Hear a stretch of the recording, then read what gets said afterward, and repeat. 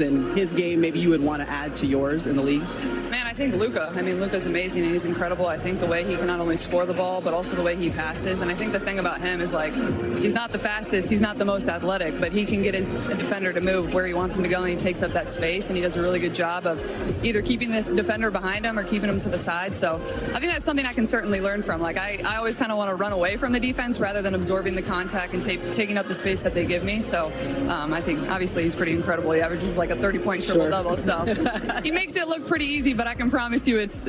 The candid, almost casual remark from a superstar can sometimes function like a seismic tremor, a subtle shift that reveals profound, unseen fissures beneath the surface of a franchise. Such a tremor just rippled through the heart of the Indiana Fever, emanating from the voice of their franchise cornerstone, Caitlin Clark. In a recent interview, when discussing players whose style she admires and might incorporate into her own, Clark didn't mention the usual suspects like Sue Bird or Diana Taurasi.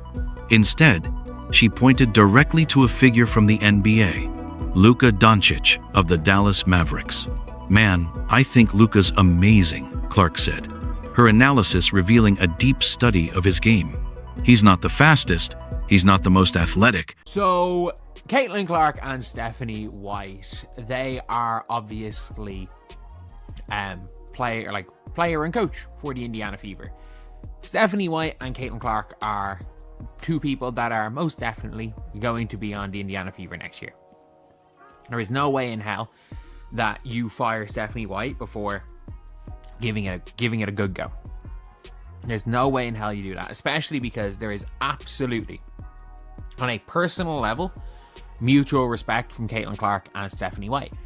As well as that, I have no doubt about it that Caitlin Clark respects Stephanie White as coach. But he can get his defender to move where he wants him to go, and he takes up that space. So, I think that's something I can certainly learn from. Like, I always kind of want to run away from the defense rather than absorbing the contact and taking up the space that they give me. This was more than just a player paying a compliment. This was a self-aware artist identifying the precise brushstrokes she wishes to add to her own canvas. Clark praised Doncic's masterful control of pace, his use of physicality to create advantages, his ability to dictate terms in the half-court through intelligence and guile rather than pure explosiveness. She was describing the essence of heliocentric basketball, a system where the planetary bodies of the offense orbit around a single, dominant gravitational force. In doing so, Caitlin Clark publicly articulated a vision for her own evolution and, by extension, for the Indiana Fever. And therein lies the tectonic conflict. This vision clashes, fundamentally and philosophically, with the established basketball identity of the woman tasked with guiding her. Traded? Or no, it was right before Christmas. So it was right before Luka picked up that injury. The Mavs were flying. Or maybe, sorry, no, it was just after Christmas. So, up until Luka got injured, the Mavs were flying. I think they were the second seed or the third seed in the West. They were near the top of the West anyway. They were doing really well. Him and Kyrie were killing it. And Luka was looking like he was playing at an MVP level. Absolutely incredible. And obviously he got injured. And Stephanie White on a broadcast said that the Dallas Mavericks were much better without Luka because more people score and more people touch the ball. And the ball moves better without Luka. And the Fever to a championship. Head coach, Stephanie White. Because Stephanie White has already, and very publicly, rendered her verdict on Luka Dončić's style of play. While working as a broadcast analyst in December 2023, as Doncic was putting together an MVP-caliber season and leading the Mavericks to the upper echelon of the Western Conference, White was asked about Dallas during a stretch when Doncic was injured. Her take was unequivocal. She stated that the Mavericks were a better, more fluid team without their superstar. Her reasoning? The ball moved more players touched it, and the offense became less predictable. The basketball world rightly eviscerated the take at the time. It was a classic case of mistaking short-term variance for sustainable strategy. The Mavericks, of course, welcomed Doncic back, rode his genius to the NBA Finals that very season, and proved White's commentary to be catastrophically short-sighted. But the critical point for the Fever is this. That wasn't merely a bad take. It was a... I'm not going to say Luka's the player she's most similar to, because I do believe that in the full court, she's most similar to a Halliburton.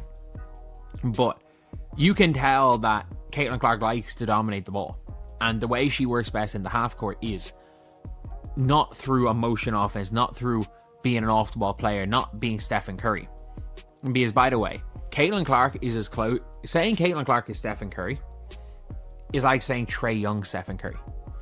Like, she's nowhere near... I wouldn't say she's anywhere near Trae Young, because, like, she's much... Like, if she's Trae Young, if Trae Young was 6'7", like, that's what she's equivalent of. She is the height of a small forward. Like, if Trae Young was 6'7", but if Trae Young was 6'7", we'd be talking about maybe like the best player in the world. So, yeah, maybe she's taller than Trae Young as is. But if you guys didn't hear today, clear, unfiltered window into Stephanie White's core coaching philosophy. She believes, with the conviction of a coach who has won a Commissioner's Cup and made 3 consecutive WNBA semifinals, that championship basketball is predicated on collective motion, shared responsibility, and a system where no single player's dominance should eclipse the rhythm of the whole. So, let the staggering dichotomy sink in. The Indiana Fever's generational talent, the player around whom their entire present and future is constructed, has just said, "I want to model my game on Luka Dončić." And the Fever's accomplished, respected head coach has previously gone on national television to say, "A team is better without Luka Dončić." This is not a minor disagreement about play calling or minute distribution. This is a foundational clash about the very nature of how winning basketball should be played. It is a conflict that could very well define the next half-decade of Indiana Fever basketball. To understand where she basically said the player that she looks at is the player that her coach specifically thinks is a net negative. The player her coach thinks is a net negative is like, yeah, I'm trying to be that player. Let's look at the comments. Try to get her to watch Shea tape.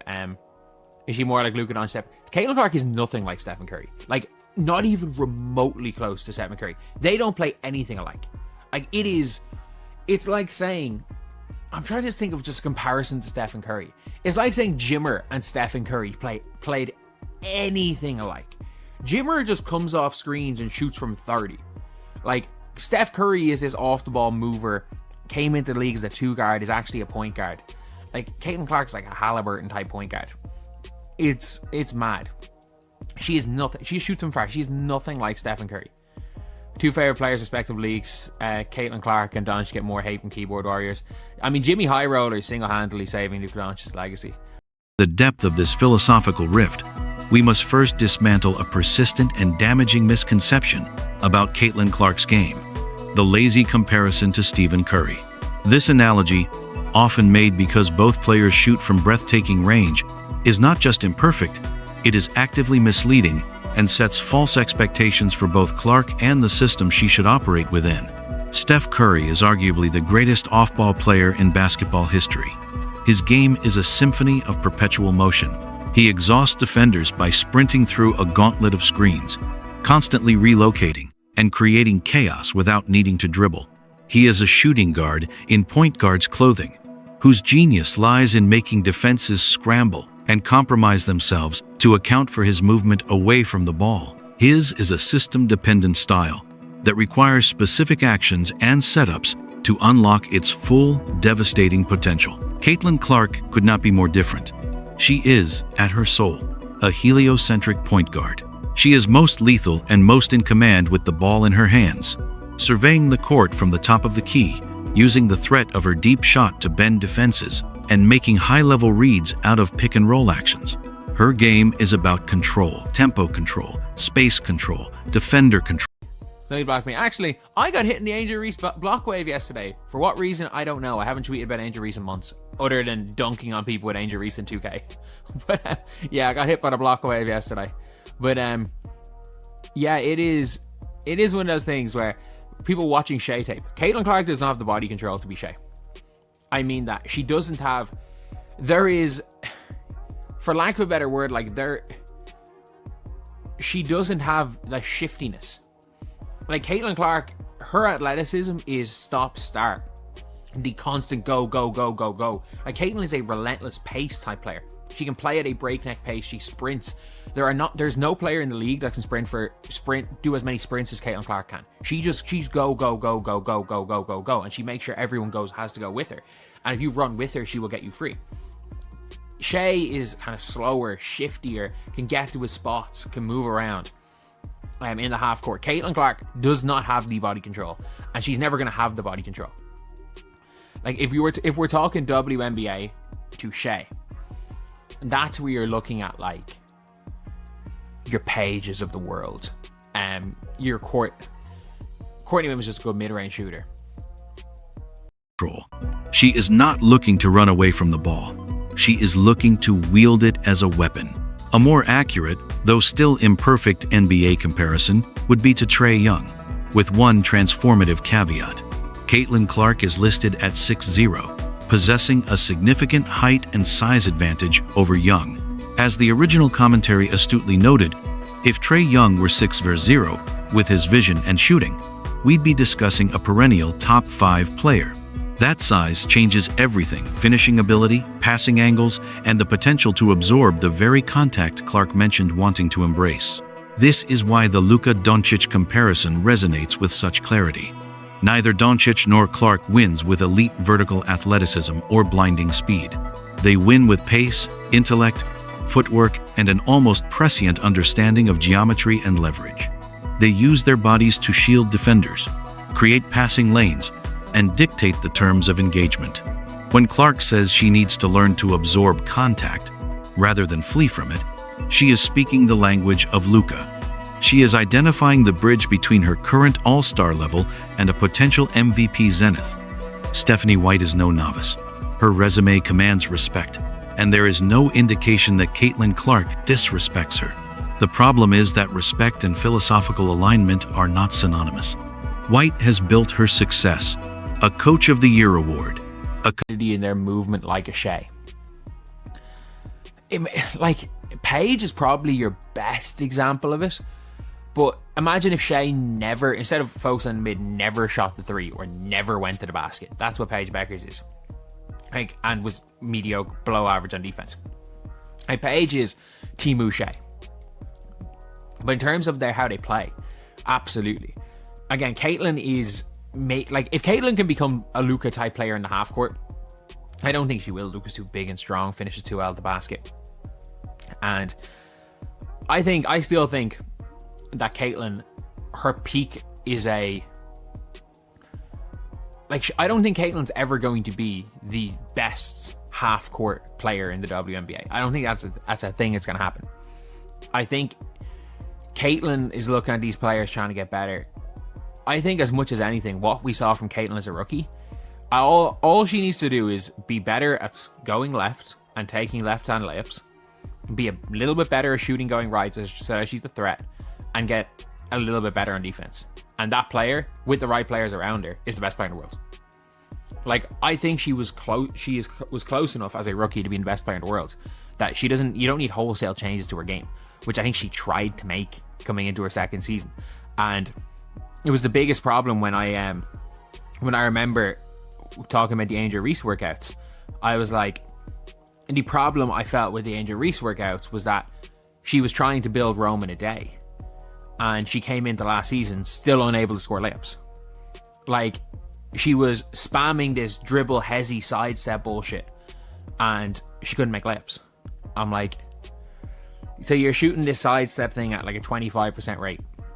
You spent the whole offseason working at it, but you still can't make layups. I'm like, work on the layups, work on getting that shot up, then progress it out to mid, then progress it out to three, and it's like gradual improvements. Rome's not built in a day, and by year 5 you're then looking at Angel Reese, a perennial all-W player. Whereas last year, in fairness, I did think there was, before she got injured, I thought she was looking like an all-WNBA player. I really did. There was a spell of about 20 games where she was averaging like 17 and 15. Like, that was, like, if she can do that consistently over the course of a full season instead of a half a season, she's an all-W player next season. But I do feel like Caitlin made the similar mistake of trying to build Rome in a day. And in the end, we saw it last year. Caitlin came in slower, Even before the injury, she came in slower. She still had no real ability to shoot right. Not even that she didn't have the ability, because I think she has the ability. She still didn't have the confidence in it. She got better on defense, but her finishing was all over the place. She didn't really know how to control her body. She was missing open layups all last year. Like, Caitlin was missing open layups. It was a weird one. As you could tell, the same player was in there. Like, if Caitlin made open layups last year, she would average close to 20 a game. It's mad. But anyway, yeah, that is pretty much it, lads. Commissioner's Cup. Consistent playoff appearances on the bedrock of a specific ideology. Motion offense, egalitarian ball movement, and a strength in numbers approach. Her system is designed to empower the collective, to create a whirring, interconnected machine where the whole is greater than the sum of its parts. Now, she has been handed a part that is, by its very design, meant to be the sum and the whole. Caitlin Clark's superpower is her gravitational pull. When she has the ball, two defenders are attracted to her, creating a 4-on-3 advantage elsewhere. Her historic passing vision allows her to exploit those advantages instantly. This is not a player who naturally thrives as a cog in a motion machine. She is the engine itself. Asking her to constantly give up the ball and cut through lanes is like asking a Formula One car to excel at a rally course. It misunderstands the fundamental design. The tension between White's system and Clark's instincts manifested subtly but palpably in Clark's second season. After a Rookie of the Year campaign where she played with fearless, attacking verve, her sophomore year began with uncharacteristic hesitation. She was slower, her finishing was inconsistent, and she missed open layups she once made routinely. Some of this was the natural second-year wall, where scouting reports catch up and adjustments are required. Some was due to injury, but a compelling argument can be made that part of this regression stemmed from an internal conflict, a player trying to reconcile her natural heliocentric instincts with a system that prioritizes decentralization. Clark's necessary improvements were, and remain, admirably clear and achievable. Become a more confident finisher with her left hand. Develop a reliable pull-up, going to her right to punish defenses that overplay her left, and continue the defensive growth she showed. These are incremental, focused upgrades. If she had entered her second season solely sharpening those tools, she likely would have ascended into the MVP conversation. Instead, there was a sense she was trying to overhaul too much at once, perhaps trying to fit a new, system-oriented mold, resulting in a player who, at times, looked less decisive than the record-breaking rookie. This mirrors a familiar WNBA pitfall, exemplified by players like Angel Reese in the past. The attempt to build Rome in a day. A player spends an off-season working on an ambitious, advanced skill, step-back threes, elaborate handles, while neglecting the foundational aspects of their game, footwork, finishing at the rim. The result is a player who is marginally better at a new, low-percentage skill, but worse at the high-percentage plays that define their value. Clark's path to superstardom is not about adding a dizzying array of new moves. It's about mastering the core tenets of the Luka-style game she admires: pace, physicality, and precision. The Indiana Fever now stand at a crossroads with no obvious middle path.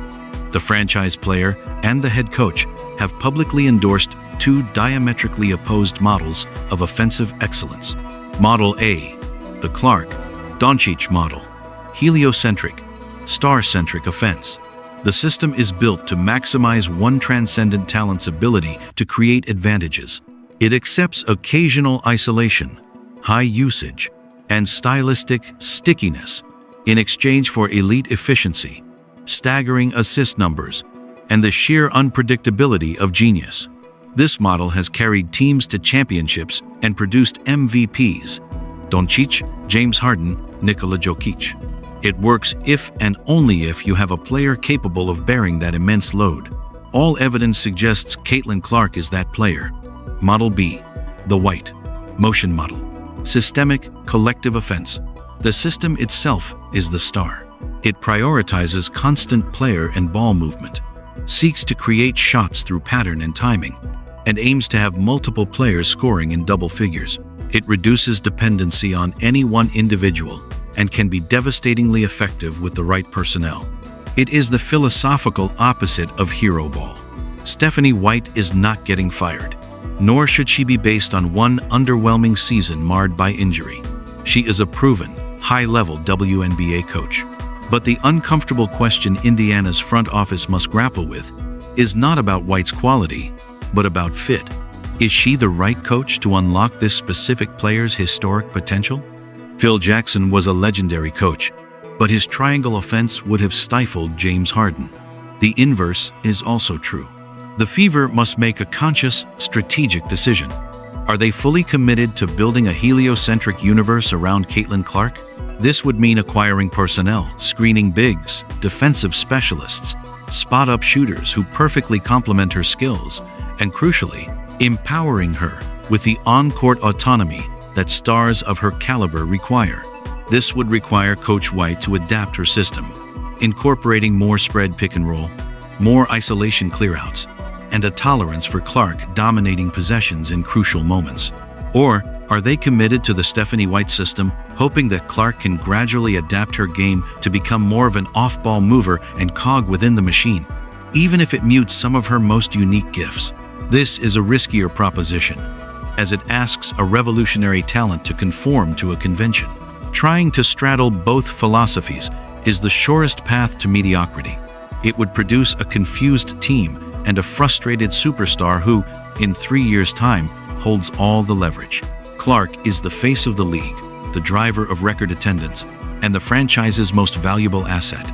If she feels her peak is being capped by systemic misalignment, the Fever could face a Damian Lillard or James Harden-style trade demand that sets the franchise back a decade.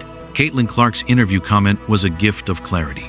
She looked into the camera and told the Fever exactly who she aspires to be: a pace-controlling, defense-dictating, physically imposing engine of offense. The archetype is Luka Dončić. The Fever now have to decide if they are willing to build that spaceship, or if they will ask their pilot to fly a different, more familiar plane. The next move, whether it's a philosophical concession from the coach, a roster reshuffle to fit the star, or a stubborn commitment to a system, will echo through the halls of Gainbridge Fieldhouse for years to come. The tremor has been felt. The eruption, or the repair, comes next.